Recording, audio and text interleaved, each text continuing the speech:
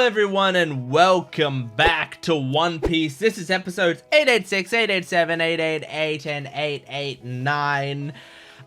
So today we're finishing the Reverie arc. There's 4 episodes left of the Reverie arc, and we're gonna be finishing it off. It has been, like, honestly, I've really loved it, as well as it has also had like a ton of recap and stuff that I've just been skipping. So for me, since I'm just skipping it, it's fine.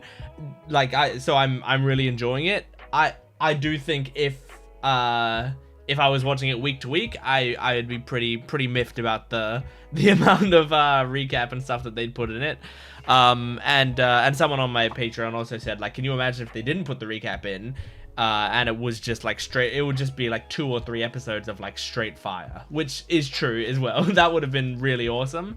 But you know, like Toei, their studio, like, they're trying to keep this really long show going and trying not to have it catch up to the manga and stuff. Like, it's got to be a difficult job. So so at least, you know, for me, I can skip the recap bits of the episodes and we can just move forward. Yeah, a lot of crazy stuff's happening, enough that I should say, even in the last video, we had that scene with the mysterious figure going to like the straw hat ice thing. Like, I don't even think I mentioned that in the last video. I just kind of, it was one of those things where I saw it and then I was like, I don't know what the fuck I'm looking at, and sometimes I just shut down when that happens, and I think I just shut down. But it came right after the scene of Doflamingo talking about the secret of Marie-Joie. So perhaps that is related to the secret of Marie-Joie. I don't know what the fuck it could mean. I have absolutely no idea, like, how that fits into anything. It's crazy. It's like a really, you know, such an obscure thing to happen that I have no guesses. But yeah, I'm excited to jump into these. We're gonna do these 4 episodes, and then as always, we end the video by watching one of the One Piece album songs. So make sure to stick around for that at the end when I do a reaction to the album song. But yeah, I'm truly excited. I feel like there's something else I want to say. No, not really. Just that we're going to be moving into Wano after this, which I'm immensely excited for, to do some Wano stuff. So yeah, make sure to stick around. And if you want to get to Wano right now, guess what? There's a couple ways you can do it. One, you can join my Patreon account, which has the full-length reactions in early access, which means you can get the next 3 or 4 weeks of videos on there right now. So go check that out. Otherwise, you can join my YouTube membership down below, which is just staying on YouTube. You get 1 week early on edited videos. So so if you just want to watch the same types of videos, you don't want to do the full-length stuff, you can do that here on YouTube. It's very easy, and you can also comment on the videos early and such. But if you do want that extra content, that's all on my Patreon account. So everyone gets something. If you just want to stay here on YouTube and you don't want to pay any money, you can do that too. But if you do that, please, if you can, make sure to support the video, like the video, and comment down below. That stuff helps me out a lot. I'm a small channel, so like even your retention, you know, even just watching the video for as long as you can, watching the entire video if you can, that would be really helpful to me. So please make sure to do that. But yeah, let's jump into episode 886 of One Piece. Woo! Okay, recap Rubik's. If you're new to this channel, this is the Rubik's Cube that I do while the recap is going on, and the goal is to beat the recap. I don't know if there's gonna be much going on here, but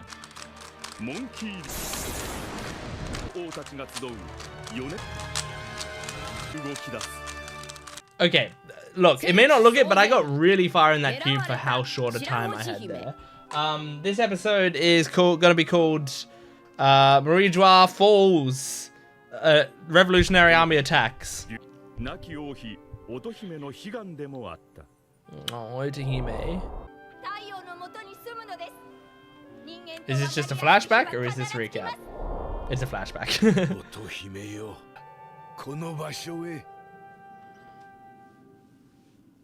Pangaea Castle. Stelly's coming in? Don't let him in. What are we looking at? Oh my god. Whoa.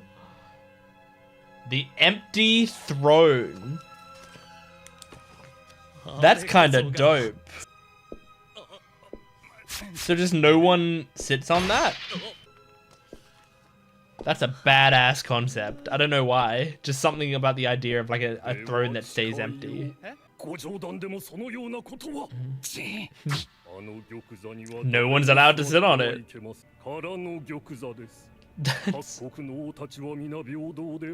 They're equal? That's a cool concept! I don't believe it, but it's cool as fuck.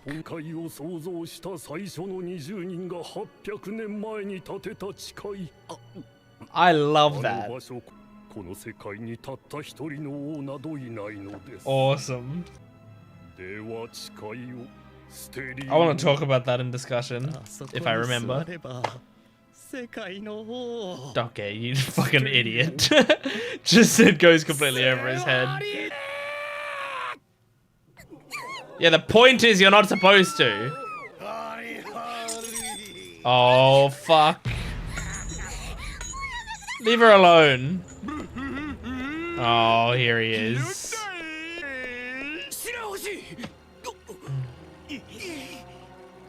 Oh, man. It's a celestial dragon, what do you do? No way you can take Shirahoshi. I mean, fucking Luffy punched him. The rest of us should.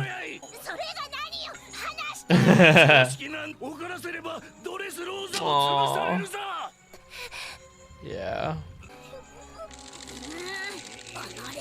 I like how all the people Luffy inspired though are like trying to go and save, like trying to defy the celestial dragon. Oh man, Neptune's fucking pissed though. Come on, we're at like a political conference. If this isn't where we can defy the celestial dragons, where can we, you know? I guess the point is nowhere. Oh, fuck you, dude. Is a true pirate. Oh, shit! Oh, was that Lucci? Oh, fuck! Oh, fuck. CP0 is here? Yeah. Yeah, Kaku.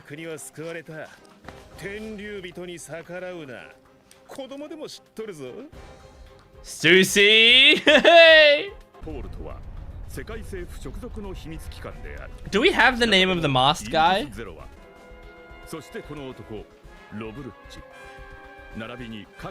Oh, are we doing Ennis Lobby recap now? I like that they replaced Khalifa with just another blonde woman. Another thin blonde woman. Although so far I prefer Stussy to Khalifa. I mean, I like Lucci's bird's fit. I like his hat and suit. Oh, you fucking loser soldier.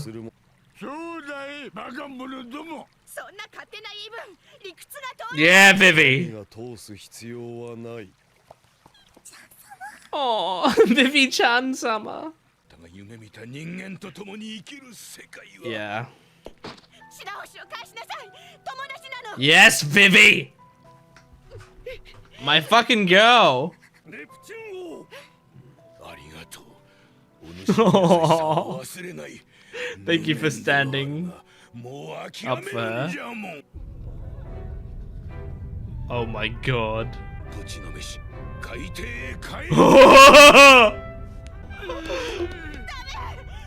Oh, they're all trying to protect each other. Yes! That... Oh! Yeah, that's true. But him saying that is cool as fuck. Yeah. All Otohime wanted was peace. Oh, I love her. But I mean, look, Vivi was standing up for you, you know, like so many of the other humans were standing up for you. It's just the ones at the top. Oh. Oh shit! Was that another celestial dragon that hit him? I think it was another celestial dragon. Okay. Are we meeting the first okay celestial dragon? Other than Doflamingo's dad or whatever? Yeah, he did. Oh?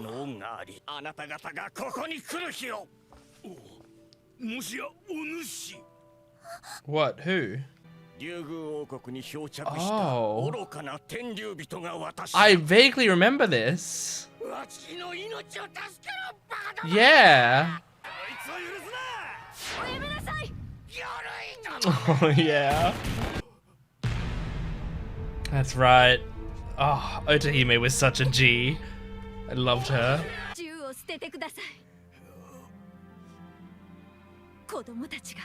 Yeah, that's right. Oh. You can't pass that hatred on to them. Yeah. Oh, I love her so much. Yeah. Don't get in Mjolsgard.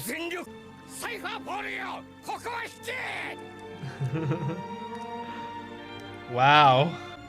A celestial dragon that had some human emotions. Good job, man. Wow. What a fucking episode. I loved that episode. There's some great stuff there. I mean, Oda's done such a great job by making celestial dragons like some of the most hated people you can come across. Like it's so anger inducing. Like one of my favorite moments, like I remember in that group of episodes in like the not Mario Joie, in the archipelago grouping of episodes when I did my top 5 moments video, Luffy's punch was like 1 or 2 on my top 5 moments. I can't remember which, but it was like, it was high up there because it was one of the most satisfying moments in One Piece where Luffy punched him, Charlos, I think his name is, because like Oda does such a great job at making them so despicable. Just like, not only are they so despicable and childish and frustrating, but they also have the most power out of anyone. You know, like that all of that situation makes it like you feel so helpless. And it's really like Oda's kept it very nicely consistent throughout the series where like everyone hates them, but no one can do anything about it, you know? And I loved, like, I mean, I hated this, but I loved it because I hated it so much. Like, I hated that he tries to kidnap Shirahoshi. I hate that. Like, take her as a slave? Absolutely fucking not. That would be the most nightmarish scenario. If that happened, I would rather, like, everyone attack the celestial dragons and for everyone to be like wiped out, you know, for them to bust a cool Marie Joie and everyone at that meeting to die. I would rather that than the celestial dragon get his way. Like that's the depths to which my hatred of that idea goes. Oh man, it's so it's so frustrating. But I loved the way it's framed in this episode. Like it's really frustrating, but then you see it through like they show all of that through the theming of Otohime and like what she stood for. And Neptune was thinking about, like, you know, Neptune is doing everything that he's doing because of Otohime and what she was fighting for. He wouldn't be trying to get, like, if Otohime wasn't wasn't ever with him or anything, he would not be trying to get the fishmen back with the humans and like have us be buddy with one another. He would just be staying down there at the bottom of the sea, you know? But because of Otohime, he is now trying to lend an olive branch out. But Otohime, like, also, you know, like, he's coming up here and he's starting to see, like, hang on, are humans as destructive as I thought they were? Am I getting my biases confirmed right now in front of me? Because it looks like this motherfucker is trying to kidnap my daughter, and everyone is telling me I can't do anything about it. You know, like, that is what's happening. We're at a government-sanctioned event that we were invited to, and this is a princess. This is, like, my daughter, an honored guest to this reverie, and she is in front of everyone being kidnapped and enslaved in front of everyone, and everyone is standing there watching. And in fact, someone goes to try to stop it from happening, and the government steps in to stop them from stopping it. Like, that's how fucked up the situation is. It's like, you can't just be like, oh, it's like, oh, you know, this is just technically how it is or whatever. Like, this is truly, that shows how rotten the system is to its core, that is allowed to happen. And yeah, and so, like, seeing him watch all of that and go like, this is not what Otohime is fighting for. This is not what she wanted. So, like, you know what? If this is how humans are, if this is what the system is, fuck it. I will kill you and go back to the bottom of the ocean, and that's it, you know? So that, like, that one act almost tore apart relations. It almost destroyed Otohime's dream and tore apart relations between Fishman and humans, maybe permanently. Like, that one event could have had a world-changing effect. But because of Otohime, it didn't. Because Otohime had saved a celestial dragon, because she, like, is a incredible person, because she's amazing, and she didn't want to pass that hatred on to the future generations, and because she chose to be forgiving and understanding and, like, actually care about people as people, because of that, we now can make more of a change, you know? Like, she stood for what she believed in, and it was amazing. It was great. So, like, great job, Oda, bringing that character back. I had forgotten about that Celestial Dragon scene. I remembered a decent amount of Otohime scenes, I feel like, but I'd forgotten about that specific scene. It was until the part where she said, like, children are watching, then the scene flooded back into my head, and I went, oh yeah, I loved that. But, oh man, like, my heart right now is flowing, it's pumping blood. I'm flowing with adrenaline that is, like, simultaneously rage and satisfaction at the way that story was written. I also just want to say, the empty throne, Oda, that's awesome. That's a really cool concept. I'll tell you why. One, symbolically, great. Symbolically, the idea of, like, we have this throne, but no one sits on it because, like, this is our version of proof that no one rules the world. That we have everyone, like, working together to rule the world. This is our way of being opposed to the idea of, like, a dictator of the seas. And it's a great idea. Now, I don't fully, you know, like, I feel like it's, you could say it's, like, kind of an empty gesture. It's because it's almost like the flavor of people on top is sort of so rotten they might as well be an individual. You know what I mean? Like, it's like if you were to be like, oh, you know what? We're gonna make sure that everyone has a say by asking the opinions of many different people, and that's how we run our country, right? And then you get into a room and you're like, hang on, these are 50-year-old white men. Like, that, these are the people voting on, like, all of these guys in here are rich, they're all white, they're all men, they're all straight, like, this isn't exactly representing the views of everyone. This is representing the views of old white men, you know? So like that is kind of what I see. I mean, like literally the 5 elder dragons, I believe, are just like elder stars are like 5 old white men, aren't they? Like it's like the ones on top still kind of are going after the same thing, fighting for the same thing and reason. So like the idea of the empty throne, I'm not saying it's amazing because it's proving that the government are great, but it's a really great idea thematically, and also it's a great way to show that the government's a little up their own ass, where that is something that that gesture is what they truly believe they think that they're doing is like doing things the right way.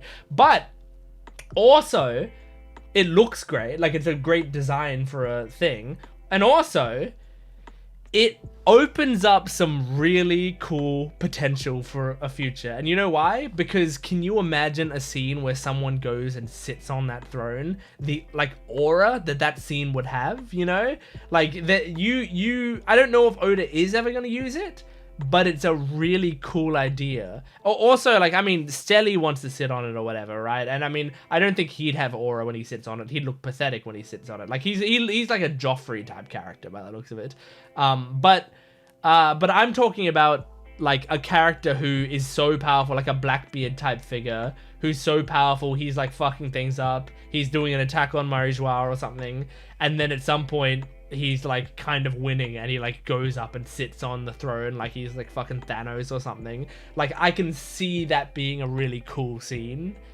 So yeah, like there's a lot of cool stuff you can do. I mean, I can even see like Luffy just as a goof sitting on it when he finds the One Piece, just to signify that he's king of the pirates. Not to signify that he is in charge of the world, obviously. I don't think he wants or cares about that. But just to signify that he's king of the pirates, he sits on a throne for a second. That'd be kind of cool as well. Anyway, crazy episode. Let's move on to the next one. This is episode 887 of One Piece. Here we go. Okay, this episode is going to be called fucking, I don't know. I can't think of anything. My brain is fried. Oh, is this Kaido? Yeah, it is.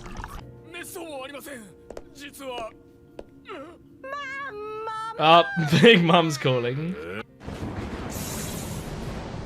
Okay, Island.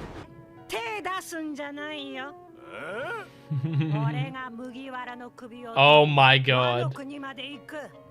My prediction video kind of has something like this.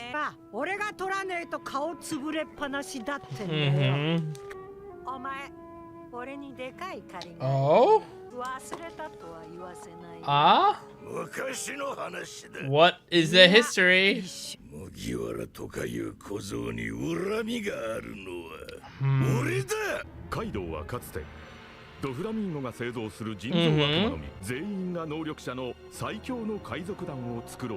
But Luffy fucked that up.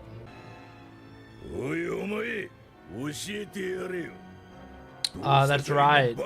She had, who was it? Kid or something? Yeah, it was Kid.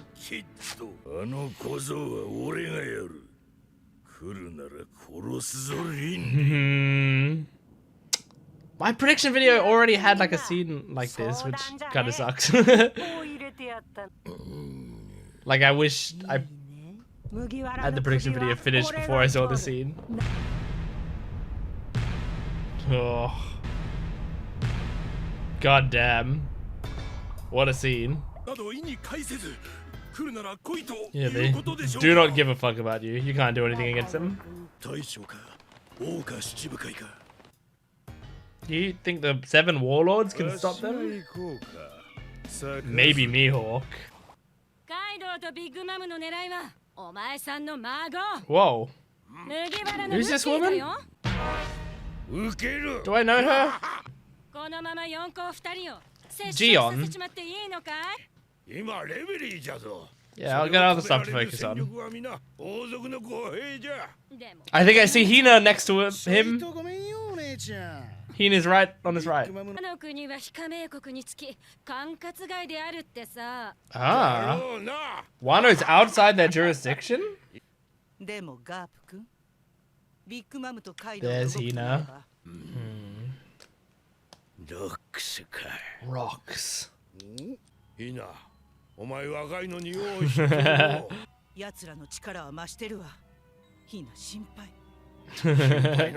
Hina's worried.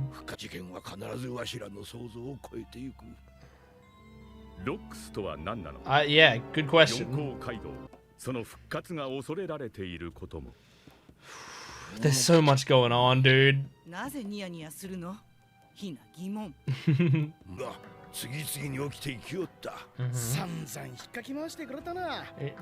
True.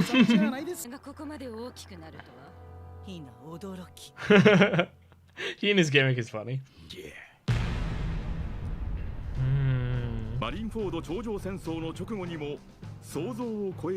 Yeah, when he went back to Marineford.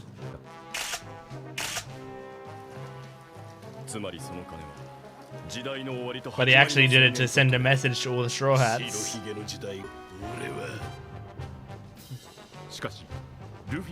Yep, he was just talking to his friends.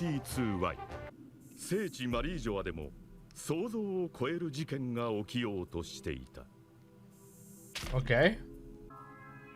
Room of Authority. Dragon? Dragon? Damn. No, it's Shanks! It's Shanks, it's not Dragon! I just thought because of the cloak. I thought the voice sounded more like Shanks though. What's he doing? You want to talk about Luffy? Okay. There is some crazy shit going on in this arc. It's insane. Okay. So, firstly, a couple videos ago, I said that, like, I have already written the skit prediction video for Wano, like what I think will happen in Wano. I wanted to do it before I watched the Reverie arc because I wanted to have time to like watch the Reverie arc and go right into Wano without having to like write a video in between and stuff. So and I thought like, well, how much is gonna possibly change about my predictions in that time? But in that video, and I'm not changing the script for that video, right? But in that video, I do have some stuff with Big Mom and Kaido in it that is sort of similar-ish to the scenes that was here. And I don't know, like there's a fusion of like I feel like one, I got some, like I kind of got part of the dynamic right. And it feels like I'm actually just copying this scene and putting it in the prediction video. Or it feels like the prediction video scene would be not necessary because this scene happened already in the anime. But I'm just saying like ahead of time, because people on my Patreon account haven't seen my prediction video because, well, actually, even people on YouTube probably haven't seen it. Depending on when I post it. You know what? Maybe I'll post it before I post the Reverie things. I don't know. Regardless, at the time I'm recording this video, I haven't actually like filmed that video yet. I've only written it. So so on YouTube, it's possible you've already seen this video, but people on my Patreon account have no, like, you know, they don't know what I'm referring to yet because it hasn't been made. So anyway, it's just gonna be like a weird, sometimes there's a weird difference in like what my YouTube viewers know and what my Patreon viewers know because of the time difference between them watching it. But all this to say, I think there's one scene in the prediction video that's gonna be less interesting or weirder or maybe more accurate. I don't know. It's hard to know. But always just remember, the video was written after Whole Cake Island's final episode, before the Reverie's first episode. Take that into account whenever you watch that video. So Big Mom and Kaido have got history. Apparently, Kaido owes Big Mom a favor, but Kaido was like, you know what, this isn't the appropriate time to call in the favor, because fuck you, I hate Straw Hat and I want to kill him.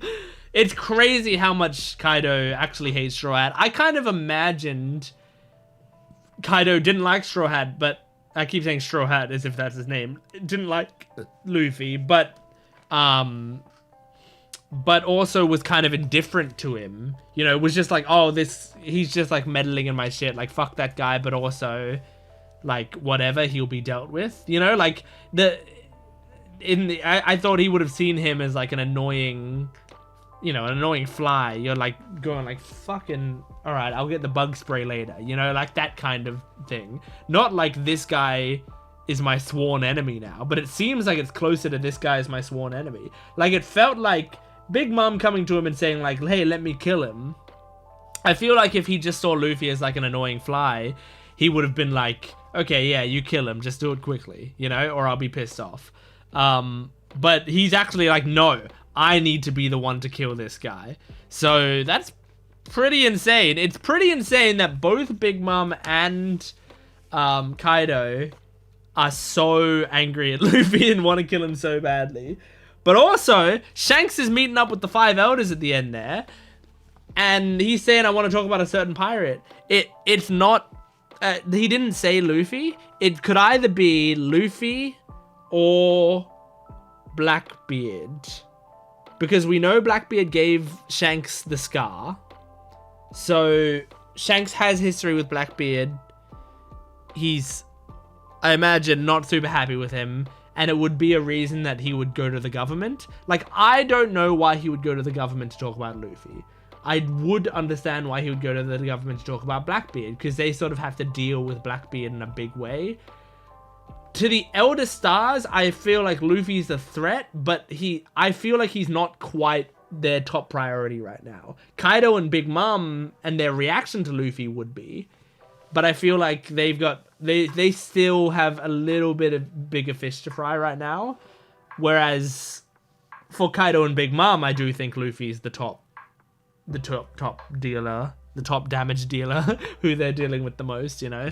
So, anyway, it's very interesting. Also interesting that Wano is apparently like not part of all of this. Is not one of the 20 countries or whatever, 20 kingdoms. So Wano's outside their jurisdiction. Interesting. I didn't know that. And if that's the case, I think another thing in my prediction video is like way wrong as well. Because I didn't know that Wano was outside the government's jurisdiction. Huh. So Kaido's kind of in a somewhat safe place. Like, I imagine that means that the government aren't technically legally allowed to just come onto Wano and arrest Kaido, right? Like, even if they could. I imagine, like, they couldn't anyway, but even if they could, I imagine they can't now, you know? Possibly? It's interesting. It's so interesting. All of this is so interesting. And then they also started talking about Garp and like why he's Garp the hero or whatever. And it was something about rocks, but then they didn't go into it. So I don't know. I don't think we've gotten a full picture of like of what Garp the hero did, but it feels like they're teasing it more and more now. And apparently it's like, it's old enough. It's like 40 years old, I think they said. So it's quite an old story. But yeah, let's move on to the next episode. This is episode 888. Hell yeah, we got triple numbers. 888. Slot machine, we'd be winning right now. Of One Piece, here we go. All right, recap Rubik's. Let's do it. Let's do as much as we can.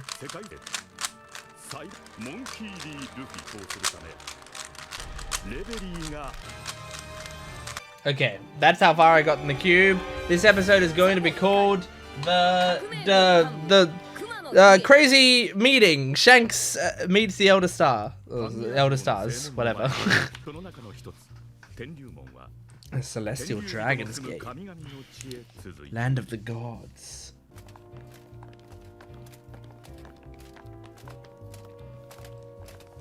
There's Sabo. He did a good job at infiltrating. Getting some pictures on a snail. The way the snail takes the photo is crazy. I like whenever Oda needs like an electronic device, he just writes it into the world that it's a snail. It's so silly. Uh-oh. Who are you? Are those spears tipped with... Probably not. Jesus. Oh, that was a dragon-style claw thing, right? Are they tipped with, what's it called? Sea Prism Stone. I guess they could just infuse it with Haki.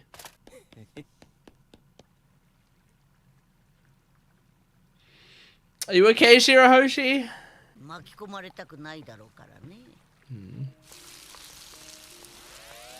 Oh, it's Mancherry healing her.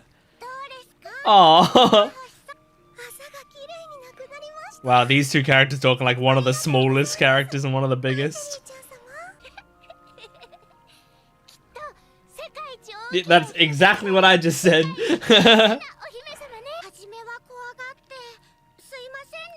Aww. Yes. Yeah, you motherfuckers had Arlong and Haughty. Okay. Thank you. Thank you. Good job, man.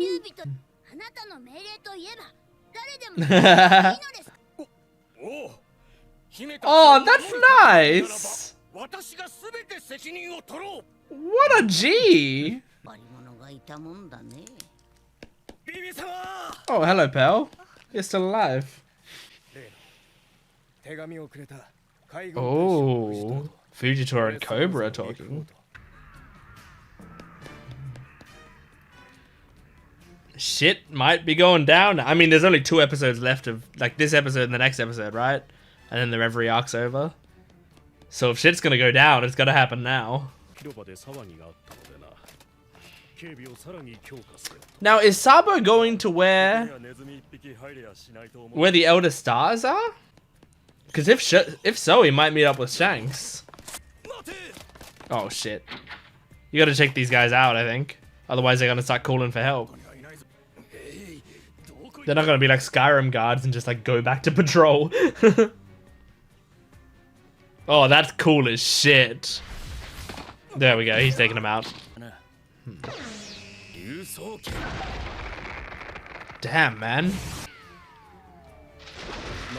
God, that's cool. So Karasu can just turn into a crow as well as like he can be a big crow. What is that? But it's Connie? I thought it was Bonnie. Queen Dowager. Are we sure it's not Bonnie using her power to get old? Oh, shut up. Yes, he can. He's a celestial dragon. Apparently, you motherfuckers can get away with anything.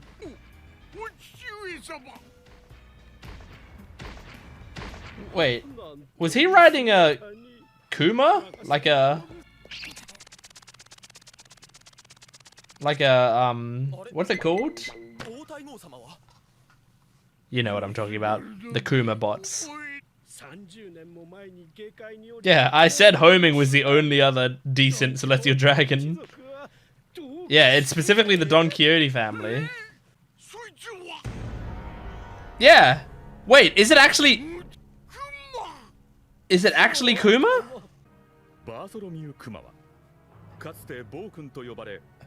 But this isn't one of the... It's PX0, it's him! That's fucking insane, dude. Oh my god. Is stabbing Kuma? Oh, and of course, Kuma was part of the Revolutionary Army, so this is personal for Sabo. Oh my god. Is Karasu gonna stop him? We got a bigger mission. Oh shit, they're all gonna stop him. They're all like, yeah, no, we're not taking this risk. That sounds like a young voice. Okay, alright, I'm not crazy. I saw it coming, we're all good. You can't trick me with one of my best girls. Like, it's pretty obvious. She has a rhyming name, she had pink hair and the lipstick and stuff. Hmm. Oh.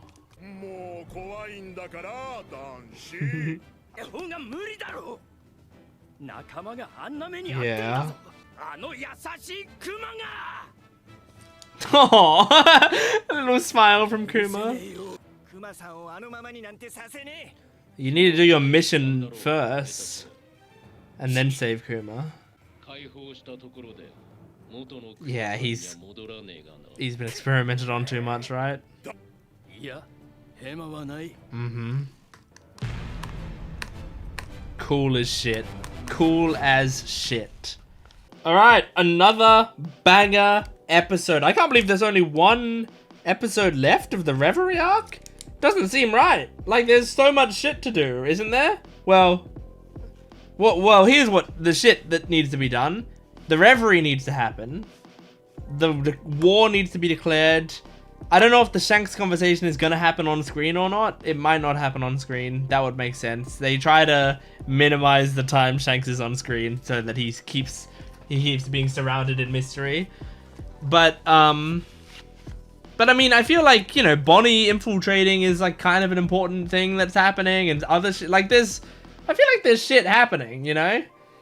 Where if you told me there was another like 10-15 episodes of this arc, I would say that's probably an appropriate amount of time to wrap up these storylines. There's one episode left.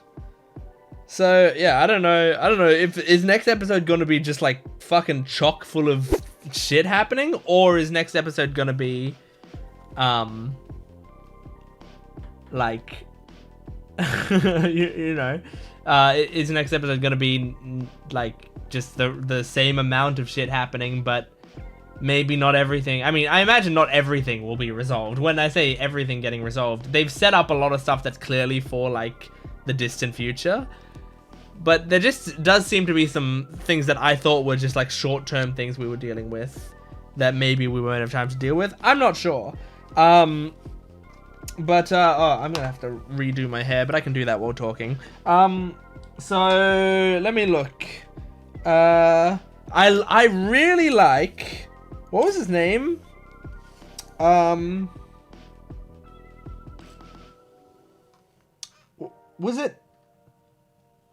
it Mjosgard? That was the Celestial Dragon, the green-haired Celestial Dragon. I really like that he's legitimately a good person, and I like why he's a good person as well, or at least why he's good for us right now, because he was changed, because he was provided with love. Like, that to me is like such a fundamental part of my belief system. I mean, I don't think like everyone who's ever bad, if you give them love, they will turn good. Like, I don't think that's the case, but I do think like it's a lot easier to make people change who they are or how they act if you treat them with like a certain level of respect. And it's really difficult because sometimes like the people you're trying to change are the people you also think don't deserve respect, and you're right to feel that way.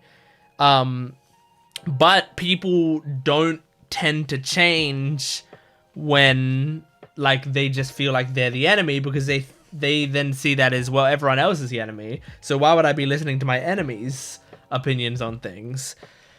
It's really difficult. I think like if you want closest to my like moral opinions, watch the show The Good Place. Because when I first watched the show The Good Place, I think I got like, when I was about halfway through that show, I went, holy shit, I think this show is based around everything that I believe. I think this show like has managed to base a whole show's concept around my moral beliefs, and I was kind of blown away by that. So like, just, you know, watch The Good Place. I mean, you can say The Good Place maybe is even you know, idealized, but I think it's pretty, like, it's a pretty solid representation of what I think.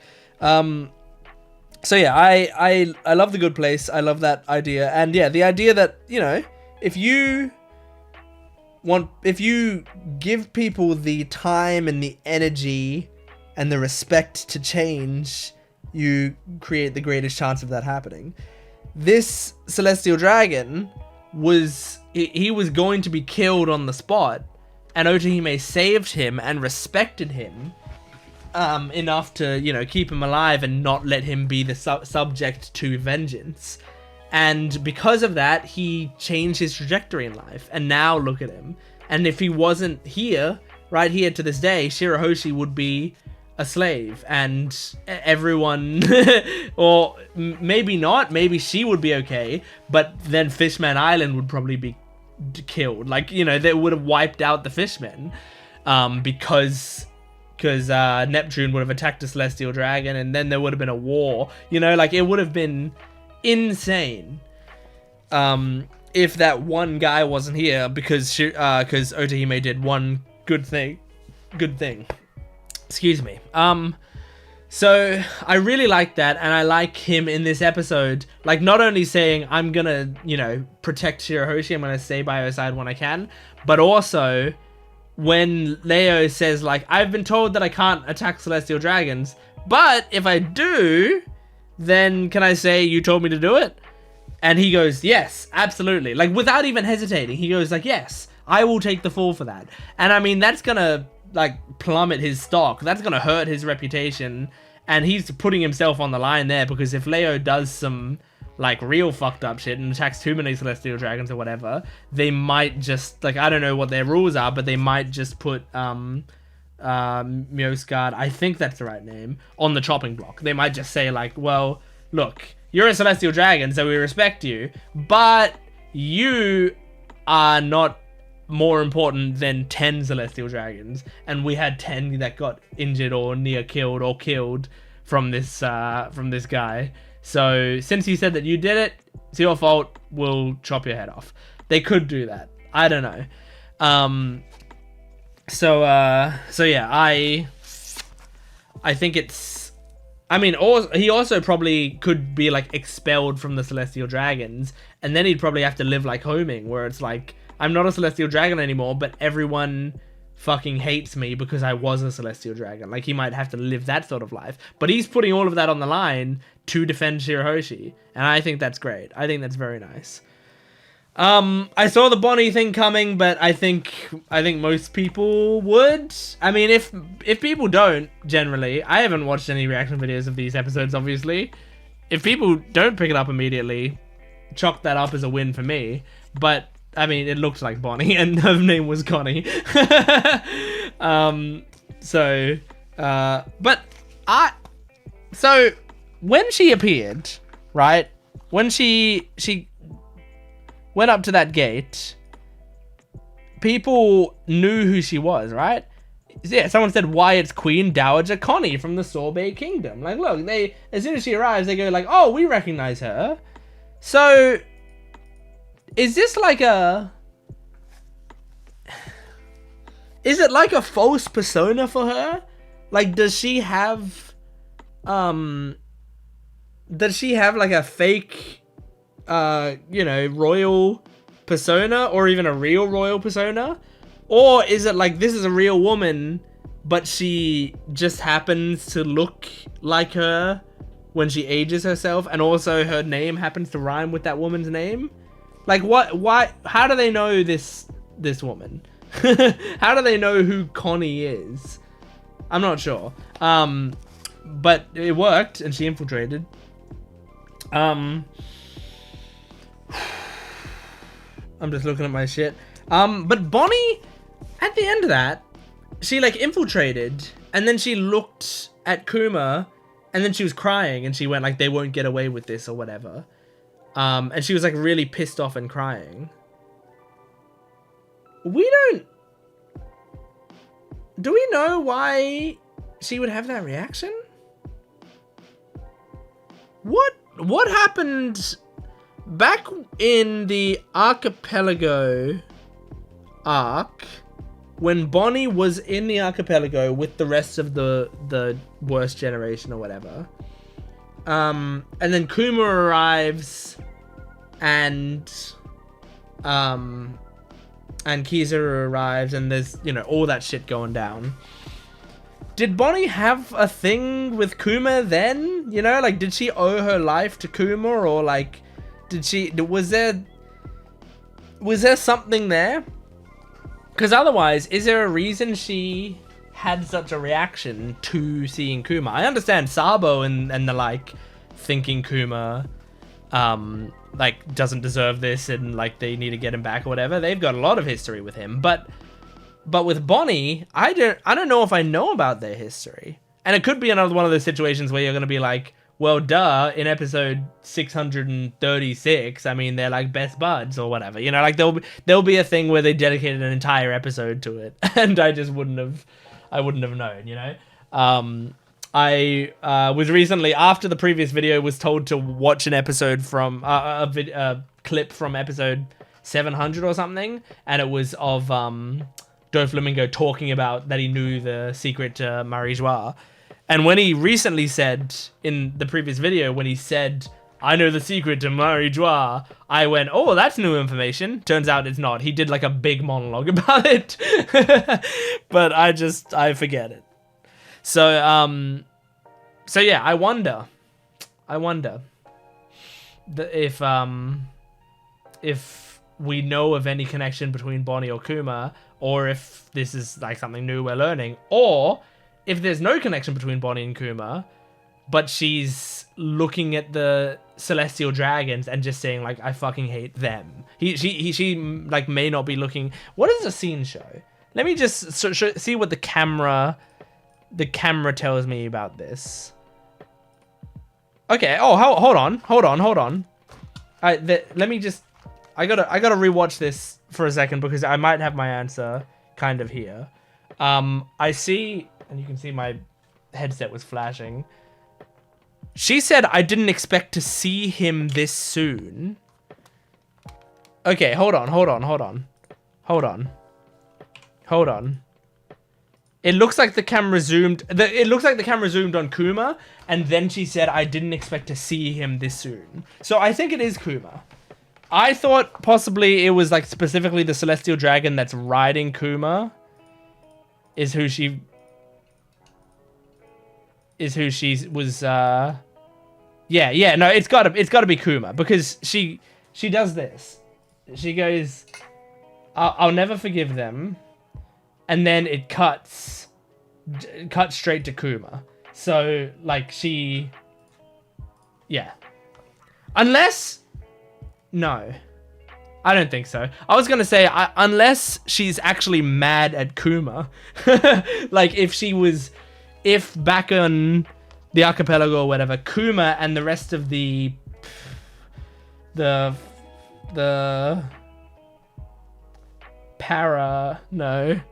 what are their names? The rest of the pacifistas.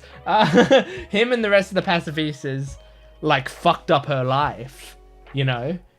Because wasn't she also captured by Blackbeard at some point? Or, no. Or was she captured by Akainu? My brain's telling me both. I don't know which happened. There was a point where she was, like, captured by someone and looked really fucking bent out of shape. And then, but now seems to be on her own again and fine. So I just thought, like, is it possible Kuma captured her and turned her into Akainu, and now she's pissed at Kuma? But then she said, I'll never forgive them. Now, would them, if that was the case, be referring... I don't think this theory is correct. I think it's more likely that she's angry that Kuma's been made a slave, but is it possible that this is the case and the them is either referring to Kuma and the pacifistas or Kuma and the government? I'll never forgive them, the government, for doing that shit to me or something. I don't know. Let's move on to the next episode. Maybe we'll get our answer there. That would be nice. All right, this is the final episode we're doing in this video. Although remember, after the final episode of this video, we will also be doing a One Piece song reaction. So make sure to stick around for that. But let's get to the final episode of this video and of the arc, episode 889. Here we go. Okay, recap rubrics. Here we go.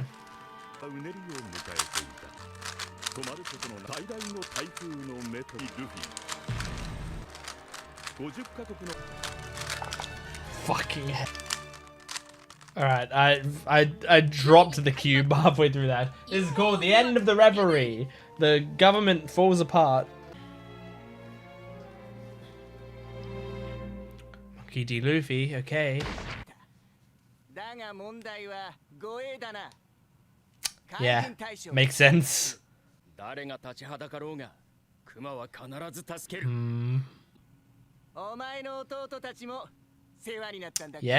Yes, they were. What an incredible moment. And the animation in that episode is crazy.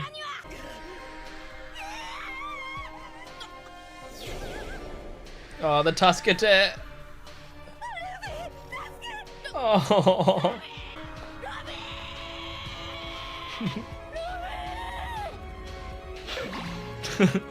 This moment still gets me, man.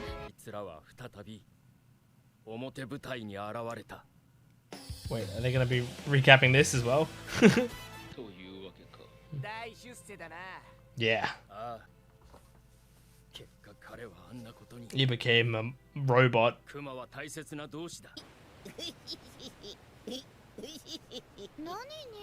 Yeah, what's up?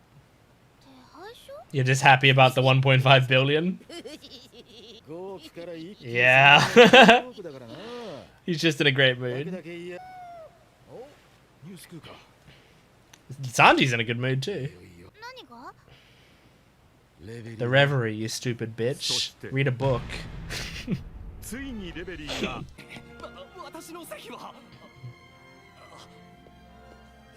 Okay, they're finally sitting down, baby.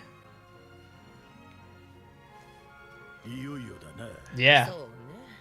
After all that recap. Why is there this guy's a vampire? Straw Hat Luffy. Yep. Oh my god, the Reverie people were just talking about him openly.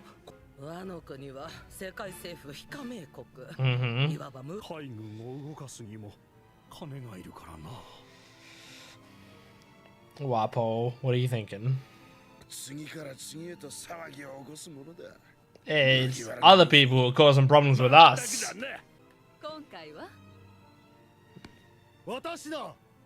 Cool. I do like this guy. Bollywood. That's the guy who never moves backwards, right? Bollywood. And only the leaders are allowed in, so the princesses and stuff have to stay out. Damn, man. Is there no giant representation within that room? They're betrayers, come on. Emu. Emu. This is the weird figure we saw before, right? What the fuck? What the fuck? Hey! Hey! No! I don't think so. You stay the fuck away from her. What?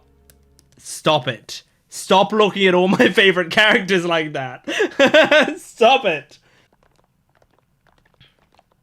Wait, what if Emu sits on the throne? Oh my god. Oh my god.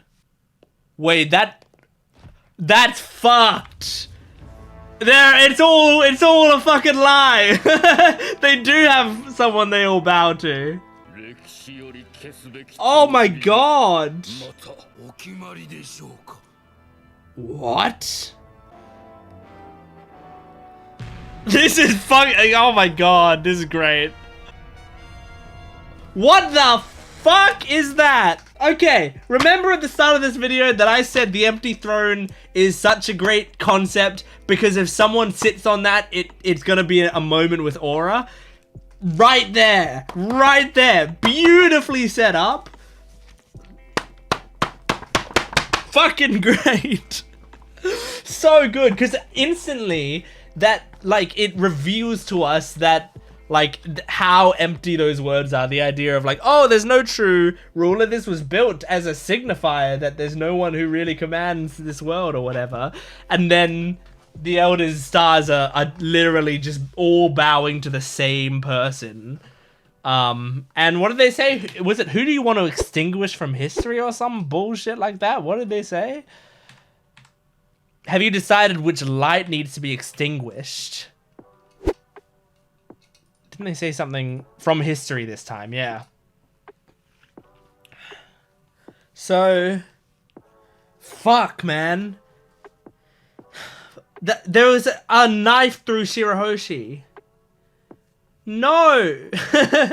My only solace, the only thing keeping me, like, and this is really fucked up, but the only thing keeping me somewhat confident that not much is going to happen to Shirahoshi is because I think she wouldn't be that popular a character to have this happen to. You know what I mean? Like Ace, the reason Ace's death is like a linchpin, like an important crazy moment of the series, is clearly Ace is also one of not only the most influential characters, but one of the most popular characters, where it's like, this is gonna have a huge effect on the fan base. People are going to be livid and horribly upset and stuff. I love Shirahoshi so much. I don't think everyone's in that boat.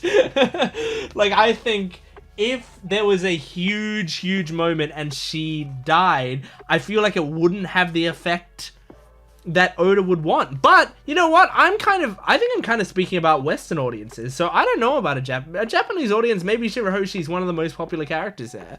I just feel like Western audiences are more likely to be on the side of, oh my god, she's so annoying, why won't she stop crying, all of that stuff, you know? Like, the amount that I see that sort of stuff is like, oh, like, I've even seen, like, reaction videos where Shirahoshi's, like, talking or crying or scared, and they're, like, rolling their eyes at it, you know? And it's like, I kind of get it, but it's like, you can see those people, like, actively disliking the character. And it's like, on some level, I understand, like, it's supposed to be a lot, her crying, like, she's crying too much. She's a crybaby character. It's why Luffy is put off by her at first as well, because she's supposed to be a bit of a crybaby. But for me as a viewer, I find it endearing. Like, I think it's in the same way that Luffy being an idiot is endearing, you know? Like, I don't hate Luffy because he says stupid things, you know? I don't hate Zoro because he gets lost. These are, like, character traits that are definitely flaws of the character. And yeah, maybe if I knew them in real life, I wouldn't be as gung-ho about it. But as, like, a character concept, I think it's, one, funny, and two, like, it shows a certain innocence in the character and a trajectory that she can go upwards. Like, it shows evolution that we can make for that character. And I think there's something to be said about a character having, like, enough emotion that's been passed down to her or whatever. Because, I mean, also, it's like, when we learn about Otahime and stuff, like, Otahime was a bit of a crybaby as well. But, like, that was also because she had observation haki out the wazoo, right? And she was feeling everyone's emotions. So, like, that was a kind of a different thing. And Shirahoshi cries more than she does. But yeah, anyway, all I'm saying is, I feel like if you were to like really want the full audience on board, you would have them be going after, I think, even Vivi. I feel like everyone loves Vivi. I think Vivi is a well-loved character. Now, do I want them to go after Vivi? Fuck no. Fuck no. But I'm just trying to think of like...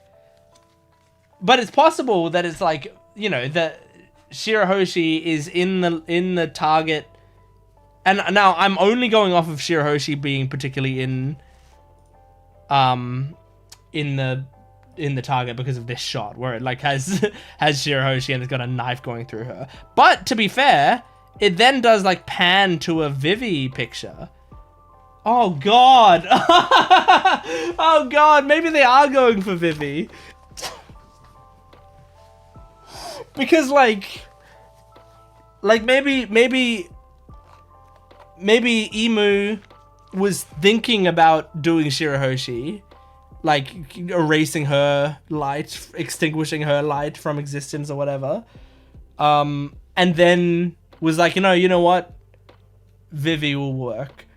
Because I'm trying to think like, okay, what do I think extinguish light from history means? I feel like it means like we take this person out and make it feel like they never existed. Like there's the blank century, right? That like 100 years where we don't know what the fuck happened that Robin's looking for. So it's possible that 100 years is something that they wanted to be like extinguished from history, and Imu might have made the decision of like, let's get rid of this 100 years. Bam, make it disappear. So yeah, maybe, you know, that's something that they're just able to do. Maybe you'd want to do it to people who are like going to upset the balance of the world that you want to form. Now, I think you would target Shirahoshi because Shirahoshi is the one thing keeping Neptune to this plan of bringing the fishman and humans together. Like that is, without Shirahoshi, I don't think Neptune goes through with this, because Shirahoshi represents Neptune's innocence in that. Shirahoshi represents what's left of Otohime. And so if something happens to Shirahoshi, then that probably falls apart and we don't have to worry about that. So that's why I think you would go after Shirahoshi, is the idea of like, we don't want the fishmen to be equals with us. We don't want them to be up here on the surface. We want them to stay where we can't see them. Or where we don't have to look at them, more accurately. And so we want to keep them down at the bottom of the sea. Therefore, kill Shirahoshi or wipe her from existence or whatever the fuck they do. Why would you go for Vivi? Well, they were just talking about it because the Nefertari family were part of the original countries to like come together or whatever, right? But chose not to become celestial dragons, I believe was the idea, right? Like they all became like the important people that all lived together in Marie-Joie or whatever. But the Nefertari family were like, you know what, we're good, we'll be on our own, thanks though. And so they were like honorable enough to stay as their own separate thing. But the government sees that as a betrayal. They see it as like, what, you think you're too good for us, or like, you know, you doing that undercuts the importance of the celestial dragons or something along those lines. So you would go for Vivi because she's next in line for the Nefertari family. If you kill Vivi and Cobra's probably gonna die soon-ish anyway. I mean, he's pretty old. And he didn't seem to be in amazing shape necessarily. Then there's no more Nefertari family, right? Because I think Vivi's an only child. She certainly doesn't have kids, as far as I know. So, yeah, you might wipe her from existence. But if they do that, Oda, you've got a problem. But I do think that would solve what I said before, which is I don't think Shirahoshi's like popular enough of a character to be that central to a plot like that. But Vivi, I can totally see. Like, Vivi's enough of a one where it's like a lot of people like Vivi. I think people consider her still to be a straw hat, you know? And yeah, I mean, she's just so likable and enjoyable and great. So, shit, man. Shit. Now, the scary thing is, I've been speculating a decent amount in this video. Now, I know you might be watching and going, that's awesome. Thank you for speculating. It's fun to watch people speculate about this show. And I agree. I do think it's fun. I think that's what's good is like seeing reaction videos and when people are speculating and stuff and you can be like, oh, they got that entirely right, or whoa, they were off the mark there. This is going to be entertaining or whatever, right? But you have to understand also, as the person doing the speculation, I'm speculating off of like the information I have in my head, which generally is unreliable. And a lot of the time when I do speculate, I will have like one major thing wrong in my assumptions, and that's when people will be like, actually you were wrong about this whole thing that your thing was based around, you know? You know, stuff like, you know, me thinking Absalom was a mink, and then me like going off on a thing about that. I don't know how much speculation I did there, but like I definitely talked about it a lot. And then when you do that, and then people are like, oh, by the way, Absalom's not a mink, which I don't blame people for reminding me of that, because they're right. They should. It probably should be reminded me of. It probably should. You probably should remind me of it, but at the same time, it as the person making these videos, every time that I get something wrong and I'm corrected, I go, do I know what I'm talking about? And so eventually I'm like, you know what? I don't think I know what I'm talking about with this series at all, so I shouldn't speculate. And like, I don't think that consciously, but I think subconsciously I stop myself from speculating accidentally, because there's always that idea of like, well, what if I'm completely wrong and everyone laughs at me because I'm wrong about everything? But in this video, I feel like you got a decent amount of speculation out of me, so I hope you enjoyed that. Yeah. Oh man, I love that scene where he sits on the throne. That's so good. That's so good. So we've finished the Reverie arc now. I'm kind of surprised. That didn't feel like a definitive finish to an arc, but I think it is. Like, I think that's the end of the arc. So that means we're done. That means next video is going to be the start of the Wano arc. I'm very excited about that. I'm just looking at something, sorry. Wait, what am I? Oh no, I'm fine. I saw on my notes, because I've got on my schedule I've got a notes section, and in that notes section I've written One Piece episode 895 and 896 is filler. And I thought we'd just watched 895. I was like, there's no way that that episode was filler. But no, we watched episode 889. I don't know what I was thinking. Okay. So, yeah, Wano's next time. But before we end this video, remember, we still got a song to react to. Today we got a Sanji song. So, everyone gather around, get ready. We're going to watch a Sanji song together. Okay. This song is called Baratie ni Yokoso, which means welcome to Baratie. Oh, yeah, it says that right there. I was impressed with my Japanese knowledge, where I was like, I know what Yokoso means. So I know, but then it's the title of the song in English right next to it. So it's not that impressive when it's there, but I hope you can believe me that I knew that before I read that. That's what it said in English. Anyway, welcome to Baratie. I'm excited to hear this. I'm also excited. Next video is the Nami song, but that's not this video, so let's not focus on that. Oh my god. This is ridiculous, but great.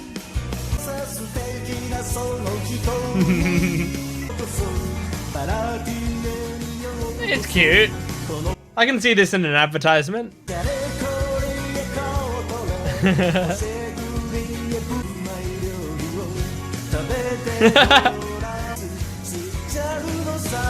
Wonderful, Sanji.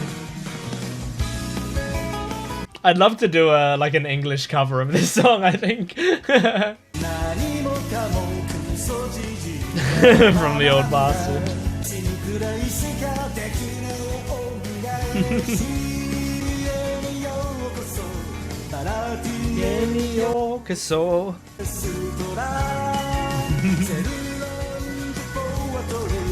It's a cute, catchy chorus. I like it. Oh? Is this a specific fellow? Maybe not. I was wondering if it was actually gonna mention like Don Krieg or something. Nyokoso, Baratie e Nyokoso. Amazing. Amazing. That's fun. I think that was a fun song. Like, I think the Baratie e Nyokoso, that's like a really catchy chorus. And it's so like low key and simple, the song. I think it fit him nicely. I like that like there's a little bit of Sanji language slipping in there. I mean, there was a lot of kuso in there and stuff, like so he couldn't help but be a little bit crude while advertising the restaurant. But I think it was fun. It was great.